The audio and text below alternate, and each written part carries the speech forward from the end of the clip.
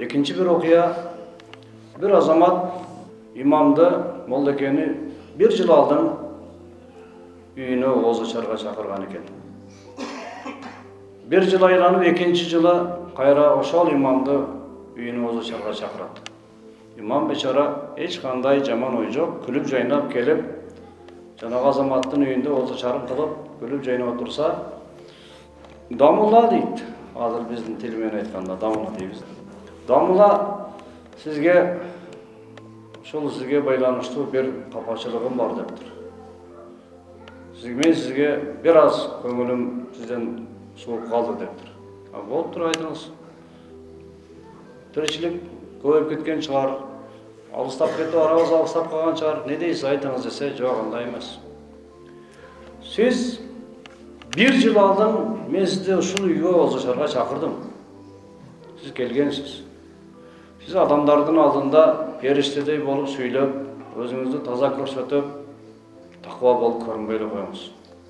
Сіз урусуз дептір. Сіз урусуз. Сізден қолыңыз қиышып, урадамсыз дептір. Анан дамыла ыйлап тұр ошол жерде.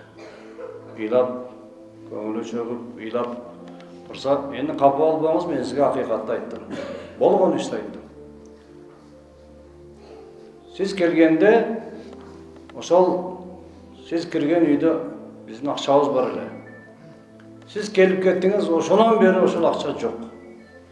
Келіншегімді, аялымды қанша қыстасам да мен алған жоқпын деп ыйлады. Башқа ешкім келбеген. Сізден башқа ешкім албайды. Ошол ақшаны сіз ұрдап кеттіңіз. Енді қапа болбоң, бетіңізге айттым. Болған шу дептір. Дамыл айтып тұр. Мен сізден маға доомат қойып, жала жапқаныңызға ыйлаган жоқмын. Оға келген мен. Озышар берген сіз, Алла қабыл қылсын. Ошол ақшаңызды да көргенмін. Терезеңізде ақша тұрған екен, терезеңіз ашық тұрған екен. Анан шамал болуп ошол тұрған ақшаңызды шамал чачып таштады. Анан қарасам Құран тұрған екен. Бұлар Құран оқиды екен деп, ақшаңызды жинадым да, не болса да Құран оқса көреді деп, Құраныңыздың ішіне салып қойып қойдым. Мен ошол bir жылдан бері açılбай тұрған Құранға айладым деген екен. Bir жылдан бері açылбай тұрған Құранға айладым. Қараңыз, Құраныңызды көрсеңіз дептір. Көрсе ақша тұрды. Бұл оқия өмірде болады, болған, болып да жатады. Келешекте андай болбосын деген мақсатта ошентип bir үзүм кылып айтып жатабыз.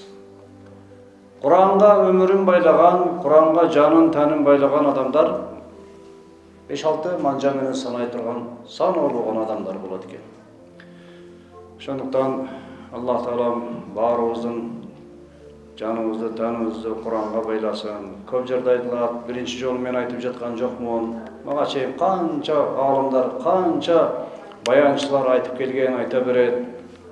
Бул Кур'ан эң улуу китеп. Аллах Тааланын сөзү. Құранға байланған адамды Аллах Таалам көтөрөт. Аллах Таалам Құранға байланған адамдын тиричилигинде көтөрөт, кулчулугунда көтөрөт. Аллах Таалам берекесин берип коет. Ramazan ya Ramazan, Ramazan ya